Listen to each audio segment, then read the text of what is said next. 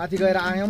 र यो फोहोरहरू यति धेरै फोहोरहरू देख्यौँ कि होइन मैले सकेको फोहोरहरू मैले टिपेँ यो जहाँ पाए त्यहीँ यसरी फालेर राखेको छ एकदमै फोहोर गरेर राखेको छ आमायाङ्ग्रीको बाटो हो यो माथि टपमा हाइक गर्दाखेरि देखेको दृश्य पिकमा छौँ हामी हेर्नुहोस् तोरणे तोरणको भित्र हामी छौँ वाउ यस यहाँ पनि भ्यू टावर रहेछ वाउ सुपर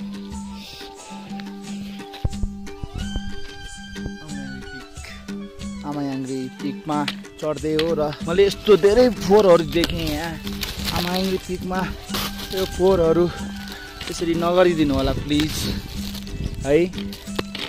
आमायाङ्ग्री पिकमा फोहोर नगर्ने फोहोरहरूलाई आफ्नो झोलामा यसरी राख्नु होला र यो बहुत फोहोर बनाइएको छ यसरी रेड बुलको चौचौको यो बट्टाहरू हेर्नुहोस् मलाई ठिक लागेन र मैले यसरी ब्याग बोकेर हिँड्दैछु कृपया यसरी कुनै हिमालहरू कुनै पिकहरू चढ्दाखेरि बाटोमा खाँदै जहाँ पाए त्यही फाल्ने कार्यक्रम नगर्नु होला आफ्नो ब्यागमा राख्नु होला हेर्नुहोस् यहाँ एउटा बोतल यसरी राखेको छ र रेड बुलको यो पनि यो कुहिँदैन यसले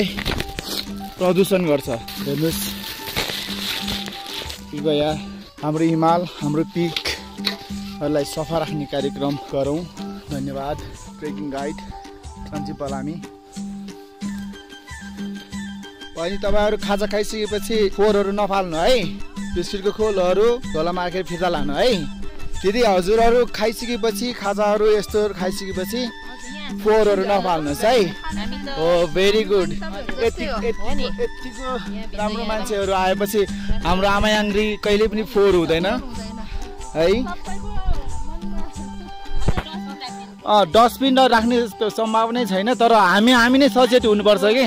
थ्याङ्क यू सो मच हाम्रो आमायाङ्ग्रीलाई सफा राख्नुपर्छ स्वस्थ राख्नुपर्छ यसरी फोहोर जति सबै आफूले बोक्ने गरौँ तर मैले अरू फोहोरहरू पनि बदलेर सकेसम्म आफूले सकेको कोसिस गरेँ ल हेर्नुहोस् यस्तो फोहोर बनाएको छ यहाँ पनि यस्तो फोहोर बनाएको छ